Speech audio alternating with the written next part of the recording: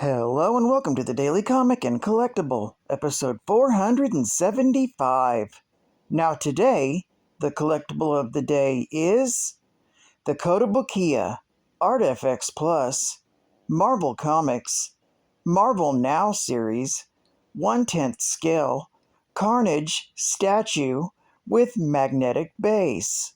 Now you can bring Carnage home with the killer new ArtFX Plus statue presentation based on artwork by Stefano Caselli.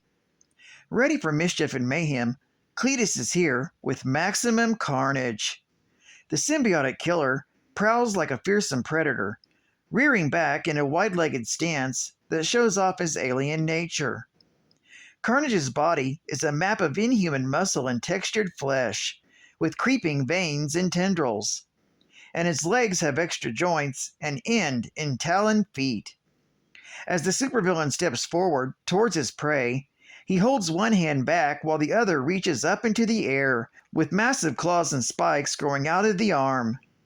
Best of all, perfectly realized in 3D, is Carnage's signature open-mouth grin, with razor-sharp black teeth surrounding a fleshy maw, all underneath his creepy white eyes. The evil symbiote's colors are nightmarish as well, with deep red flesh crisscrossed by black growths. Carnage stands just over 7 inches tall in the ArtFX Plus 1/10 scale, and magnets in his feet provide perfect stability on the included display base. The alien, fused with Cletus Cassidy, will be a dynamic centerpiece in your collection. Whether he's reveling in his kills alone or threatening other characters in the ArtFX Plus Spider-Man Family series. Now, the comic of the day is Venom, Knights of Vengeance, Volume 1, Issue Number 1, with a cover date of August 1994, with story by Howard Mackey, art by Ron Lim, and red foil cover by Ron Lim. This issue is titled Reprisals in Blood. We open with a bearded man named Sean Knight running for his life as he's being chased by a man on a motorcycle.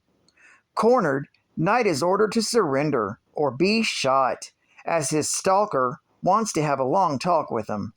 However, this interrogation is interrupted by Eddie Brock, who grabs the gunman while transforming into Venom. The gunman opens fire on Venom, who pretends to be mortally wounded in order to trick the shooter to come closer. With his gun removed, the man explains that he's a government agent named Michael Battolino, but Venom isn't convinced that this man is an innocent and knocks him out with a single punch. When Venom tries to get answers from Knight, he faints at the sight of the symbiotic being. Eddie decides to take both men back to the underground society that he defends. As Venom web-slings away with the two unconscious men, he is unaware that someone is watching him through a heat-tracking lens. Although Venom thinks Beck will be happy that he didn't kill anybody, Beck is very unhappy to see Eddie in his Venom form and reminds him that he has to play things her way in the future. Eddie is soon told by Elizabeth, the resident doctor, that Sean Knight has woken up. Brock asks him why he's being chased by Battolino.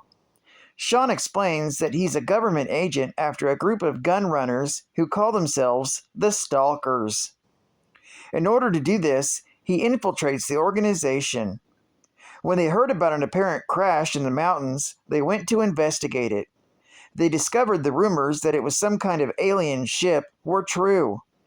When the alien technology aboard the vessel began bonding with them, Sean realized that this was big trouble and fled. Thinking Eddie and Beck have become skeptical, Sean is about to leave. That's when Mike Battolino reveals that he's awake by telling Sean that he believes him, and that's why he was searching for him. Changing into Venom, Eddie demands that Battolino explain himself. Michael explains that he's a government agent who's investigating a link between the Stalkers and Anton Hellgate, a criminal he is hunting. Venom tells Michael to take a hike. intending to help Sean deal with his problems. That's when the underground sanctuary is attacked by the Stalkers. Their leader, a man named Trent, orders Sean Knight be turned over to them. Otherwise, they will blow up the entire city. Tired of running, Sean decides to surrender himself to the Stalkers so nobody else gets hurt. That's when Venom leaps in to help Sean, whipping away the bomb, which explodes harmlessly. Venom is then disoriented by the flying warrior known as Raiden. Then he's hit with a heat and sound bombardment from a weapon wielded by Briggs. While Venom is weakened, Cass pummels the symbiote with his fantastic strength. With Venom beat into submission, Trent orders Cass to stand down, saying that they only seek to eliminate Sean. That is when Michael Battolino decides to step in, transforming into Vengeance. He staggers the Stalkers with a blast of hellfire, but Briggs stuns him with another bomb. That's when Venom recovers and assists Vengeance in fending off these high-tech warriors. As the battle turns, the Stalkers suddenly start to glow and float in the air, screaming in pain. The two vigilantes watch as the Stalkers are assimilated further by the alien technology they've armed themselves with.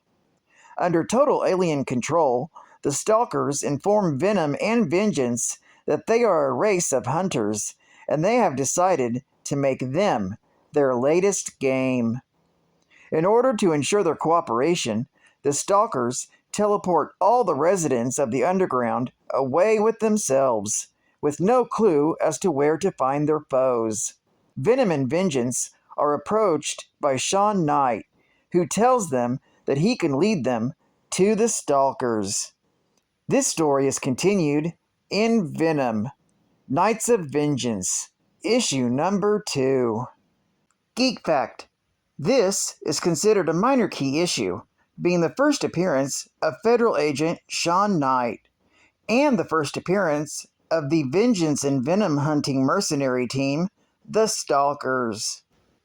Bonus Geek Fact: Venom has been defending the city beneath San Francisco since Venom, Lethal Protector, issue number 6, from July of 1993. Another bonus geek fact: Vengeance, another Ghost Rider, has been hunting Anton Hellgate since Ghost Rider, Volume 3, issue number 48, from April of 1994. He will continue to do so until Hellgate's death in Ghost Rider, Volume 3, issue number 76, from August of 1996. State-of-the-art gaming. Well, I think it's time to paint the town red. Spider-Man Venom Maximum Carnage. Coming this summer from Marvel Comics. In this single-player side-scrolling beat-em-up, the player controls Spider-Man and Venom through various levels to stop the supervillain Carnage and his team, as well as hundreds of criminals they inspire in their wake, from taking over the city. The two 16-bit versions are virtually identical. Other Marvel superheroes can be summoned by collecting appropriate items hidden within certain levels. The summoned heroes may help out in different ways, usually being more effective for whichever character they favor, Spider-Man or Venom. Coming this summer from Acclaim. Then we got one of my favorites, Super Street Fighter 2. We on the streets this summer from Capcom. The leader of the Shadaloo organization, Ian Bison, in his global domination plan, sets up a world fighting tournament to select the best fighters to work in his Shadaloo organization through brainwashing. In Super Street Fighter 2, The players engage opponents in a series of timed one-on-one close quarters combat matches. In order to win a round, the player must either completely drain the opponent's health bar by landing attacks or have more health left than the opponent when the timer runs out. Neither fighter wins the round if they have equal health when the time expires, or if they simultaneously knock each other out. The first fighter to win 2 rounds is declared the victor of the match. I love this game, especially in arcade format. Only from Capcom. Coming this summer. And final geek fact. Venom is a sentient alien symbiote with an amorphous liquid-like form who survives by bonding with a host, usually human. This dual life receives enhanced powers and usually refers to itself as Venom. The symbiote was originally introduced as a living alien costume in The Amazing Spider-Man, issue number 252, from May of 1984, with the first full appearance as Venom in The Amazing Spider-Man, issue number 300, from May of 1988. Well, I'd like to thank you for joining me for another Daily Comic and Collectible, and I hope to see you again tomorrow. This is Cat Fan Comics Man, and I'll catch you on the flip. Over and out.